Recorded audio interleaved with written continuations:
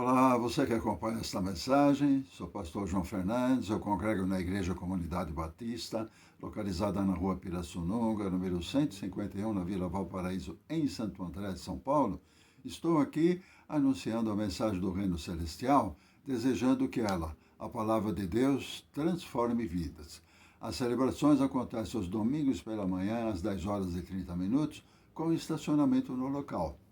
Assim, eu renovo o convite, caso você esteja próximo, não esteja em nenhuma igreja, para que venha nos visitar e, se porventura chegarem antes, é servido um café onde poderemos compartilhar preciosos momentos de comunhão antes de recebermos a palavra do Senhor.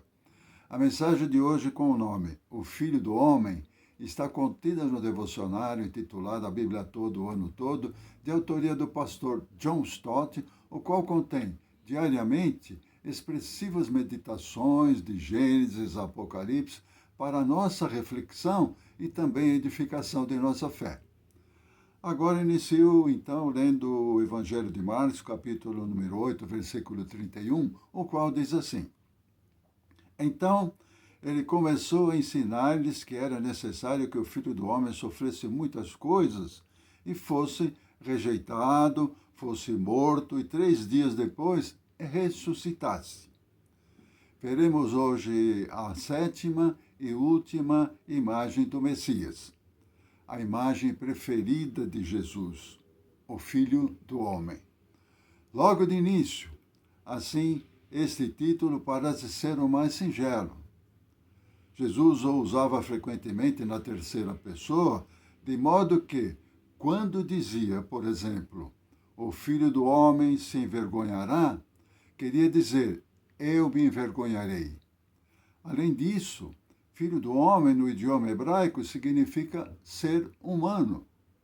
E é nesse sentido que Deus se dirigia regularmente a Ezequiel.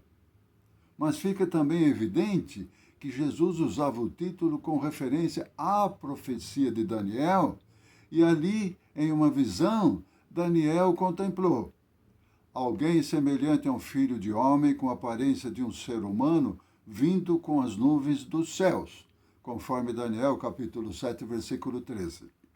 Ele se aproximou do ancião de dias, o Deus eterno, e recebeu autoridade, glória e poder para que todos os povos de todas as línguas da terra o adorassem. E Daniel acrescentou: seu domínio é um domínio eterno que não acabará e seu reino jamais será destruído. Daniel capítulo 7, versículo 14. Jesus, por várias vezes, aplicou essa visão extraordinária a ele mesmo. Por exemplo, ele disse ao sumo sacerdote: vereis o Filho do Homem assentado à direita do Poderoso, vindo com as nuvens do céu. Marcos 14, 62. Esta foi uma declaração de suprema autoridade e de um reino eterno. Porém, o mais extraordinário é que Jesus usou esse mesmo título em um contexto totalmente diferente. Por exemplo, relacionando o título de Isaías capítulo 53, ele disse: o Filho do Homem deve sofrer muitas coisas e ser rejeitado, ser morto e depois de 3 dias ressuscitar. Marcos capítulo 8, versículo 31. Jesus fez algo que ninguém antes dele havia feito. Ele fundiu a glória contida em Daniel capítulo 7 com o sofrimento contido em Isaías capítulo 53, a fim de ensinar que somente através do sofrimento ele entraria em sua glória. Ao usar a expressão o Filho do Homem deve sofrer, ele uniu as duas imagens. Bem, durante as mensagens diárias dessa semana, vimos 7 imagens do Messias. Ele é o descendente de Eva, de Abraão e de Davi. Ele é também profeta, sacerdote e rei. Mais ainda, ele é o Salvador sofredor e soberano majestoso. E hoje, o Filho do Homem. Portanto, o nosso lugar é com o rosto em terra diante dele. Amém? Assim o devocional termina aqui.